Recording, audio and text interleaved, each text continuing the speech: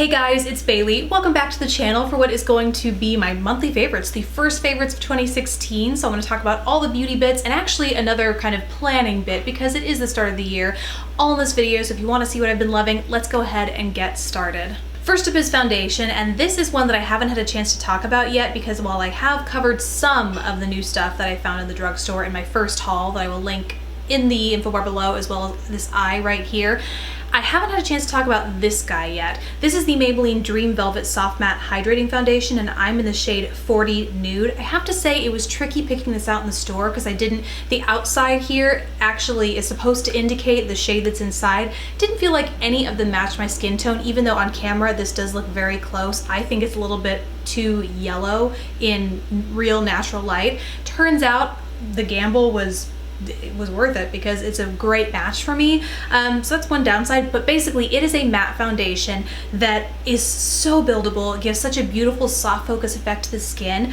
I have just been loving it. It's been my go-to foundation. Haven't put it down ever since I started using it about 2 weeks ago when I first got it. I will say though, I have noticed needing to step up my moisture routine as a result. When I first used this, I had naturally already kind of increased my moisture level in my skincare routine on a daily basis just because it's winter. But with this guy, I noticed a little bit of patchiness. I could notice some brush strokes, like it wasn't buffing and sinking into my skin the way I really wanted it to. And so I added the Peter Thomas Roth Pure Squalene oil. Basically, it's like an oil-free oil. And so I added that to my skincare routine, not to the foundation itself, but as another step under my daily SPF. And I noticed that changed the game entirely. Now it buffs really smoothly into my skin and just gives this great kind of satin effect. So it's not totally matte, I will say that. Plus, I have some serious highlight going on today, but I find it's matte in all the right places and just gives that beautiful soft focus effect. And it's from the drugstore, so I've been loving it. More for the face, the next product is one that I have had a chance to talk about and actually review and demo here on the channel in that What's New at the Drugstore Part 1 that I referenced earlier in the video. It is the Maybelline Master Contour Palette. It's basically a face contouring kit, and I've really specifically been loving the contour and blush, even though the highlight is beautiful, and it's kind of hard to find a great drugstore highlight, especially in a palette like this. I find that normally there's one of these shades that just, the other two make up for the one or something to that effect. These are all phenomenal powders in here. I find the contour is pretty neutral, so it's not so cool that it looks ashy on me, and it's not so warm that it looks orange. Likewise, the blush is a pretty universal rosy shade that is really buildable. You can do something kind of nice and subtle or really build it up for something a little bit more. And the highlight complements the blush beautifully because it's this gorgeous kind of, has a slight pink iridescence, but it's so beautiful when worn. It's not what I'm wearing today. I'm actually wearing one of the new Hourglass highlighters that I haven't completely formed thoughts on, but just so you know, it is not the glow you're seeing on me today, but I am wearing the contour and highlight right now. While we're on the topic of contour and highlight, the brush that I like to use to just go to town with this palette is this guy right here, and you'll notice it's not a high-end brush, despite looking like the Kat Von D, I'm not sure if it's called the Shade and Light contour brush. I think it's meant to go with the Shade and Light palette, but is sold separately. Anywho, very similar structure. On one end here, you have an angled contour brush, and on the other, I actually use this for blush, but it is also good for setting powder because you can see it's nice and fluffy, so it picks up a good amount of product, but has this tapered tip, so it fits really neatly in your inner corner to set. But I also really like it for blush, and it can also be used on the tops of the cheekbones for highlight. Very, very versatile, but it's not high-end. It is from the brand MUA Professional, sold exclusively at CVS, and it is just called the Contour and Highlighter Brush. They sent this to me in a box full of a couple of goodies. I posted on Instagram and said I might do a dupe or dud with this versus the Kat Von D, but I gotta be honest, I don't own the Kat Von D, but this does the job. I don't know that I want to double up on a brush because for the drugstore, it's a great brush, and I already have something that does the job. So I can't really weigh in on whether it's an exact dupe, but at the very least very, very similar, but much lower price tag. So as I look at everything that I want to talk about, I think everything I have this month is from the drugstore, which ain't a bad thing. So moving on to eyes, I have quite a few eye favorites. Let's start with what I am wearing right now. There are actually some brand new primers from Maybelline, which I had no idea were coming out. I kind of spotted these in the drugstore and hadn't seen them, like anyone talk about them on Instagram or YouTube or anything like that. So grab them. They are called Master Prime, and maybe they're not new. Maybe I'm just totally behind the times here, but they are in the shades, well, it's not really a shade. One is Prime and Smooth Base. This is one that just looks kind of closer to a lighter skin tone. It has a very, very, not shimmery, probably more of a satin finish, I would say, whereas the one that I'm wearing right now, and this is the only thing I'm wearing on my eyes right now, is the Prime and Illuminate Base. So naturally, it has more of a shimmer to it, as you can see right now, and it's kind of a taupey, a very subtle taupey champagne sort of shade. Both of these work really, really well as bases. I mean, no creasing, no transferring, no fading. You can wear them alone, obviously, like I said, I'm wearing this one right here, and it just, I mean, nothing is coming off here. It's absolutely beautiful, but it also functions well, naturally, as a base at helping your eyeshadow stay on. I have been wearing the pants off of these guys ever since I got them a few weeks ago, and I'm so excited to finally have a drugstore kind of eye primer that has a hint of pigmentation. They're not super full coverage. Like if you have fine like veins or capillaries that show through on your lid area, you might want something like the MUA has a primer that offers a little bit more full coverage, but these are so nice because they're such a thin consistency. They dry down to a powder finish very, very quickly, but they still give you a little bit of time if you want to work with shadows and kind of press them into the base to do that so that it stays put all day and you have just a subtle hint of base to kind of help transform your shadows while also helping them stay during the day. So love these. It's so nice to have more primers to choose from the drugstore. Similarly, although these aren't primers, they can be worn. Like I have layered, in fact, there's a tutorial coming up where I use these as base and then layer shadow over it. These can also be worn alone. They are new from, once again, Maybelline is just crushing it in the drugstore. These are from the Color Tattoo line, but they are pencils. And so these are called crayon concentrate. Is that really what they're called? No, concentrated crayon. And I have two free shades, but the two that I've really been loving have been Bronze Truffle, naturally a good bronze, so flattering, and then Audacious Asphalt, which I thought was a shade in the original potted format, but they might have done away with it. It is now back as an eye shade, and I have to say it has kind of a greeny undertone to it, I think anyway. I was wearing it in my duper dud that showcased Be a Bombshell's The One Stick versus NARS's Multiple, and these are literally the only two things I was wearing on my eyes. I put the bronze on the inner half and then the Audacious Asphalt on the outer half, and then used the Audacious Asphalt in my waterline. That's literally it. And they created a look that was just so multi-dimensional looking. I absolutely loved it. And they stay all day. Naturally, this is another one of the Maybelline is just hitting home runs every time here because these last all day without creasing, smudging, budging, fading, you name it. This does not do it. It does nothing but stay. So the other one I have from this line is kind of a metallic or a shimmery lilac-y purple. I guess it's deeper than a lilac, but it is a purple shade that I'm really excited to get to use, but for now I've just been sticking pretty close to these. And then in the way of powder shadows, I have been, once again, this is a product that I haven't had a chance to talk about in a review yet, is from Milani. They also came out with some new eyeshadow palettes, and so this is the Everyday Eyes. I'm not sure if that's the name of the whole collection of these eyeshadow palettes, but I got the Bare Necessities.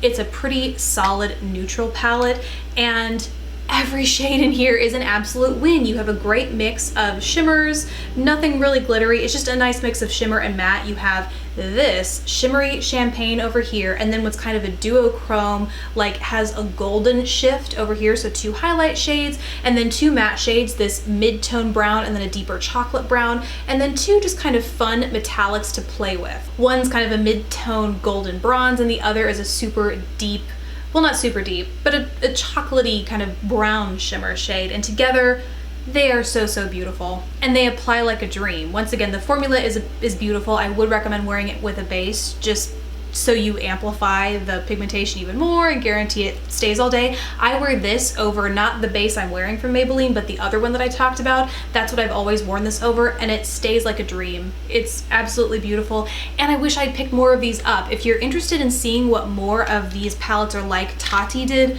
a total like comprehensive review of all of them where she swatched them and talks about the quality of all of them. So if you want to learn more, since I obviously can't tell you about them, definitely go check that video out. I'll link it below. The other one that I'm eyeing is this beautiful, has like orange tones in it. I think it's going to be absolutely beautiful for summer. So in the event I run across that display again, I'm totally picking it up. I highly recommend you guys do too if you find these in your drugstore. Next up is a fragrance that I wanted to talk about because it's unlike my typical kind of fragrance profile. Normally I love deep kind of musky or amber scents like summer, winter, I don't care what the season is, even though it's typically like a warmer scent that you might choose for winter. That's my year-round go-to. And recently I came across, well, this was actually in the same package that came from CVS that included the brush I talked about earlier, but this is Guess's Girl, I think it's called Girl Belle by Guess.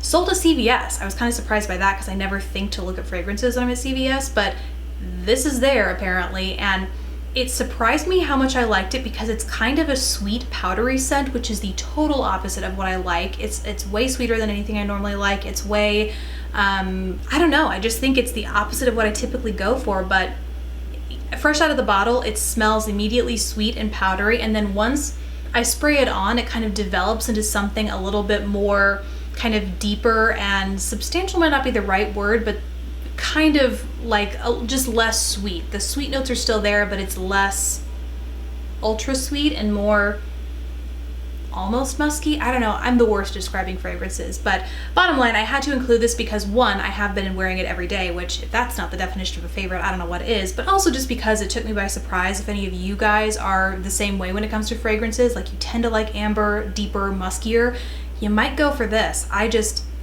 blew me away.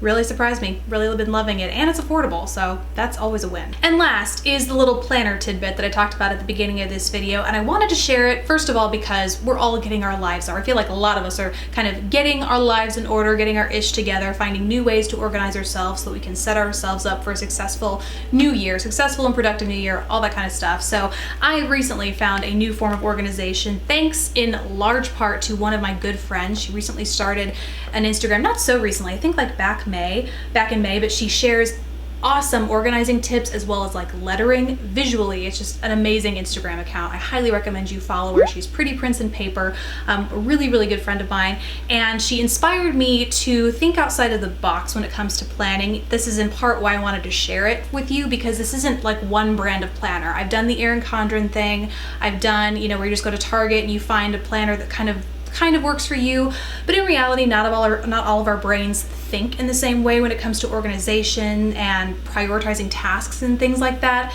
I found that I like having the structure of a weekly division, and so you'll find if you follow her, she is so good about physically drawing in her agendas every week. She likes that flexibility, and so she shows you really cool ways to organize if you like to bullet journal and things like that.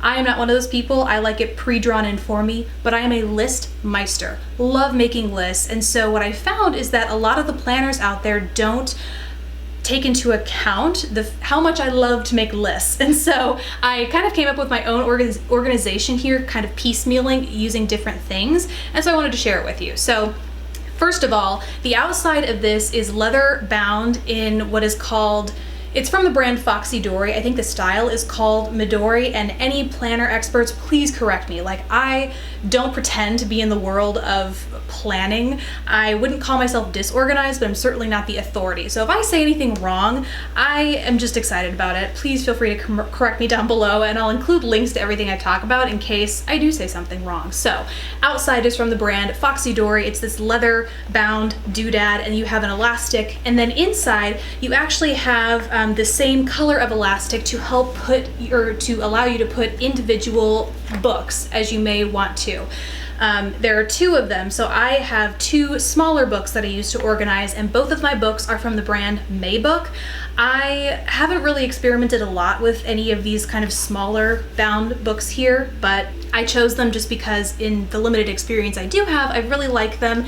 And so the one I have is an annual planner. So here you have divided by week. I hope that's showing up. Yeah, it's divided by week here at the top, and then at the bottom you have a grid. So I can make my list, I can divide it how I want, and it's just like, this was like built for the way I think. And Maybook, when you buy a yearly and annual planner from them, you can customize which format you prefer. On some, they have it divided where your lists are on the side here, and then in the center it's by day or something like that. I mean, it's just incredibly versatile. And then the outsides are so fun. Like this is just a basic planner. They have a ton of different options for your annual planner, but then they also have super fun designs like this. Oh, I'm getting ahead of myself.